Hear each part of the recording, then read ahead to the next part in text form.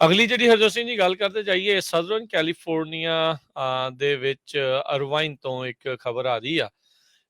Tesla model 3 ਦਾ ਇੱਕ ਚਾਲਕ ਹੈਵੀਅਰ Rodriguez ਉਸਨੇ ਖਬਰਾਂ ਵਾਲਿਆਂ ਨੂੰ ਜਿਹੜਾ ਉਹ ਦੱਸਿਆ ਹੈ, ਕਹਿੰਦਾ ਵੀ ਜਦ ਉਹ ਗੱਡੀ ਚਲਾ ਰਿਹਾ ਸੀਗਾ ਅਚਾਨਕ ਸਭ ਕੁਝ ਉਸ ਦੇ ਵਿੱਚ ਫਰੀਜ਼ ਹੋ ਗਿਆ।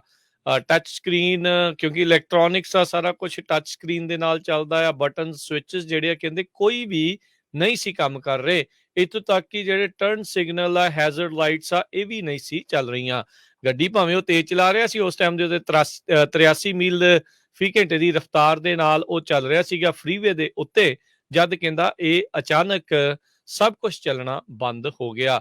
ਐਕਸਲਰੇਟਰ ਵੀ ਜਿਹੜਾ ਉਹ ਰਿਸਪੌਂਡ ਨਹੀਂ ਸੀ ਕਰ ਰਿਹਾ, ਬ੍ਰੇਕਿੰਗ ਵੀ ਜਿਹੜੀ ਉਹ ਨਹੀਂ ਸੀ ਹੋ ਰਹੀ। ਸੋ ਕਹਿੰਦਾ ਵੀ ਉਹ ਪੂਰੀ ਤਰ੍ਹਾਂ ਇਸ ਦੇ ਬਾਬਤ ਘਬਰਾ ਗਿਆ ਸੀਗਾ। ਸੋ ਉਹਨੇ ਬ੍ਰੇਕ ਜਿਹੜੀ ਉਹ ਬਹੁਤ ਵਾਰੀ ਜਿਹੜੀ ਉਹ ਮਾਰੀ, ਪਰ ਕਹਿੰਦਾ ਵੀ ਚਲੋ ਇਸ ਗੱਲੋਂ ਇਹ ਕਹਿ ਸਕਦੇ ਆ ਵੀ ਜਿੰਨੀ ਦੇਰ ਤੱਕ ਮੁੜ ਗੱਡੀ ਚੱਲਣੀ ਜਾਂ ਉਸਦੇ ਕਾਬੂ ਦੇ ਵਿੱਚ ਆਈ, ਕੋਈ ਮੋਹਰੇ ਨਹੀਂ ਸੀਗਾ। ਸੋ ਇਹ ਇੱਕ ਵੱਡਾ ਕਹਿ ਲਓ ਵੀ ਵਾਰਨਿੰਗ ਦੇ ਵਿੱਚੋਂ ਜਿਹੜਾ ਉਹ ਨਿਕਲਿਆ ਆ। ਪਰ ਹੁਣ ਜਿੰਨੇ ਵੀ ਹੋਰ ਟੈਸਲਾ ਚਾਲਕ ਆ, ਉਹ ਭਾਈ ਜ਼ਰੂਰ ਧਿਆਨ ਜਿਹੜਾ ਉਹ ਦੇਣ ਵੀ ਏਦਾਂ ਦੀ ਕੋਈ ਚੀਜ਼ ਤਾਂ ਨਹੀਂ ਹੈਗੀ ਜਿਸ ਦੇ ਨਾਲ ਜਿਹੜਾ ਔਨਬੋਰਡ ਕੰਪਿਊਟਰ ਆ ਉਹ ਆਪਣੇ ਆਪ ਨੂੰ ਸ਼ਟ ਡਾਊਨ ਕਰ ਰਿਹਾ ਆ ਵਿਦਆਊਟ ਐਨੀ ਵਾਰਨਿੰਗ।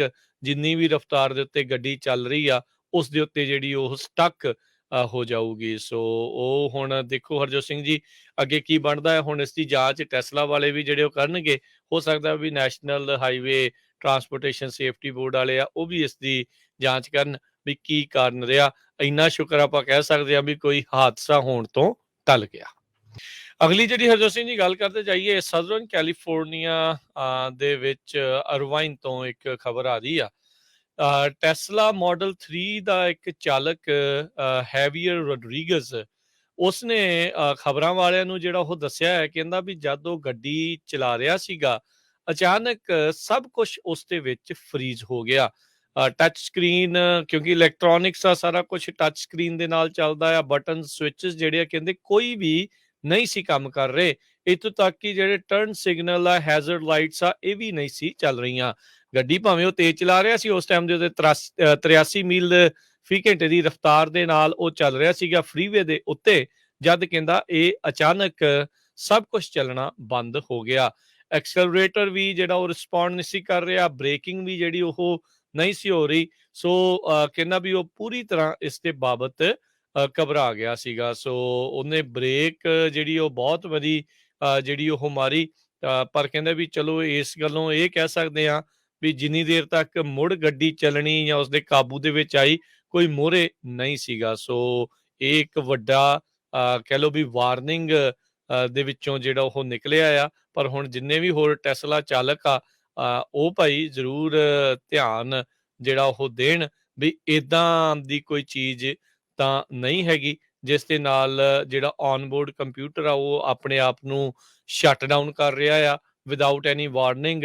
ਜਿੰਨੀ ਵੀ ਰਫ਼ਤਾਰ ਦੇ ਉੱਤੇ ਗੱਡੀ ਚੱਲ ਰਹੀ ਆ ਉਸ ਦੇ ਉੱਤੇ ਜਿਹੜੀ ਉਹ ਸਟਕ ਹੋ ਜਾਊਗੀ। ਸੋ ਉਹ ਹੁਣ ਦੇਖੋ ਹਰਜੋਤ ਸਿੰਘ ਜੀ ਅੱਗੇ ਕੀ ਬਣਦਾ ਹੈ। ਹੁਣ ਇਸ ਦੀ ਜਾਂਚ ਟੈਸਲਾ ਵਾਲੇ ਵੀ ਜਿਹੜੇ ਉਹ ਕਰਨਗੇ। ਹੋ ਸਕਦਾ ਵੀ national highway transportation safety board ਵਾਲੇ ਆ ਉਹ ਵੀ ਇਸ ਦੀ ਜਾਂਚ ਕਰਨ ਵੀ ਕੀ ਕਾਰਨ ਰਿਹਾ। ਇੰਨਾ ਸ਼ੁਕਰ ਆਪਾਂ ਕਹਿ ਸਕਦੇ ਹਾਂ ਵੀ ਕੋਈ ਹਾਦਸਾ ਹੋਣ ਤੋਂ ਟਲ ਗਿਆ। ਅਗਲੀ ਜਿਹੜੀ ਹਰਜੋਤ ਸਿੰਘ ਜੀ ਗੱਲ ਕਰਦੇ ਜਾਈਏ ਸਦਰਨ ਕੈਲੀਫੋਰਨੀਆ ਦੇ ਵਿੱਚ ਅਰਵਾਈਨ ਤੋਂ ਇੱਕ ਖਬਰ ਆ ਰਹੀ ਆ।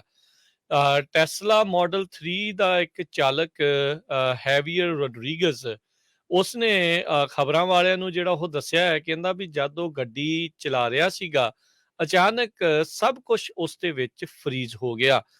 ਟੱਚ ਸਕਰੀਨ, ਕਿਉਂਕਿ ਇਲੈਕਟ੍ਰੋਨਿਕਸ ਆ ਸਾਰਾ ਕੁਝ ਟੱਚ ਸਕਰੀਨ ਦੇ ਨਾਲ ਚੱਲਦਾ ਆ। ਬਟਨ ਸਵਿਚਸ ਜਿਹੜੇ ਆ ਕਹਿੰਦੇ ਕੋਈ ਵੀ ਨਹੀਂ ਸੀ ਕੰਮ ਕਰ ਰਹੇ। ਇੱਥੋਂ ਤੱਕ ਕਿ ਜਿਹੜੇ ਟਰਨ ਸਿਗਨਲ ਆ, ਹੈਜ਼ਰਡ ਲਾਈਟਸ ਆ, ਇਹ ਵੀ ਨਹੀਂ ਸੀ ਚੱਲ ਰਹੀਆਂ। ਗੱਡੀ ਭਾਵੇਂ ਉਹ ਤੇਜ਼ ਚਲਾ ਰਿਹਾ ਸੀ ਉਸ ਟਾਈਮ ਦੇ ਉੱਤੇ 83 ਮੀਲ ਫੀ ਘੰਟੇ ਦੀ ਰਫ਼ਤਾਰ ਦੇ ਨਾਲ ਉਹ ਚੱਲ ਰਿਹਾ ਸੀਗਾ ਫਰੀਵੇ ਦੇ ਉੱਤੇ, ਜਦ ਕਹਿੰਦਾ ਇਹ ਅਚਾਨਕ ਸਭ ਕੁਝ ਚੱਲਣਾ ਬੰਦ ਹੋ ਗਿਆ। ਐਕਸਲਰੇਟਰ ਵੀ ਜਿਹੜਾ ਉਹ ਰਿਸਪੌਂਡ ਨਹੀਂ ਸੀ ਕਰ ਰਿਹਾ, ਬ੍ਰੇਕਿੰਗ ਵੀ ਜਿਹੜੀ ਉਹ ਨਹੀਂ ਸੀ ਹੋ ਰਹੀ। ਸੋ ਕਹਿੰਦਾ ਵੀ ਉਹ ਪੂਰੀ ਤਰ੍ਹਾਂ ਇਸ ਦੇ ਬਾਬਤ ਘਬਰਾ ਗਿਆ ਸੀਗਾ। ਸੋ ਉਹਨੇ ਬ੍ਰੇਕ ਜਿਹੜੀ ਉਹ ਬਹੁਤ ਵਾਰੀ ਜਿਹੜੀ ਉਹ ਮਾਰੀ, ਪਰ ਕਹਿੰਦੇ ਵੀ ਚਲੋ ਇਸ ਗੱਲੋਂ ਇਹ ਕਹਿ ਸਕਦੇ ਹਾਂ ਵੀ ਜਿੰਨੀ ਦੇਰ ਤੱਕ ਮੁੜ ਗੱਡੀ ਚੱਲਣੀ ਜਾਂ ਉਸਦੇ ਕਾਬੂ ਦੇ ਵਿੱਚ ਆਈ, ਕੋਈ ਮੂਹਰੇ ਨਹੀਂ ਸੀਗਾ। ਸੋ ਇਹ ਇੱਕ ਵੱਡਾ ਕਹਿ ਲਓ ਵੀ ਵਾਰਨਿੰਗ ਦੇ ਵਿੱਚੋਂ ਜਿਹੜਾ ਉਹ ਨਿਕਲਿਆ ਆ। ਪਰ ਹੁਣ ਜਿੰਨੇ ਵੀ ਹੋਰ ਟੈਸਲਾ ਚਾਲਕ ਆ, ਉਹ ਭਾਈ ਜ਼ਰੂਰ ਧਿਆਨ ਜਿਹੜਾ ਉਹ ਦੇਣ ਵੀ ਏਦਾਂ ਦੀ ਕੋਈ ਚੀਜ਼ ਤਾਂ ਨਹੀਂ ਹੈਗੀ, ਜਿਸ ਦੇ ਨਾਲ ਜਿਹੜਾ ਔਨਬੋਰਡ ਕੰਪਿਊਟਰ ਆ ਉਹ ਆਪਣੇ ਆਪ ਨੂੰ ਸ਼ਟ ਡਾਊਨ ਕਰ ਰਿਹਾ ਆ ਵਿਦਆਊਟ ਐਨੀ ਵਾਰਨਿੰਗ। ਜਿੰਨੀ ਵੀ ਰਫ਼ਤਾਰ ਦੇ ਉੱਤੇ ਗੱਡੀ ਚੱਲ ਰਹੀ ਆ, ਉਸ ਦੇ ਉੱਤੇ ਜਿਹੜੀ ਉਹ ਸਟਕ ਹੋ ਜਾਊਗੀ। ਸੋ ਉਹ ਹੁਣ ਦੇਖੋ ਹਰਜੋਤ ਸਿੰਘ ਜੀ, ਅੱਗੇ ਕੀ ਬਣਦਾ ਹੈ। ਹੁਣ ਇਸ ਦੀ ਜਾਂਚ ਟੈਸਲਾ ਵਾਲੇ ਵੀ ਜਿਹੜੇ ਉਹ ਕਰਨਗੇ। ਹੋ ਸਕਦਾ ਵੀ national highway transportation safety board ਵਾਲੇ ਆ, ਉਹ ਵੀ ਇਸ ਦੀ ਜਾਂਚ ਕਰਨ ਵੀ ਕੀ ਕਾਰਨ ਰਿਹਾ। ਇੰਨਾ ਸ਼ੁਕਰ ਆਪਾਂ ਕਹਿ ਸਕਦੇ ਹਾਂ ਵੀ ਕੋਈ ਹਾਦਸਾ ਹੋਣ ਤੋਂ ਟਲ ਗਿਆ।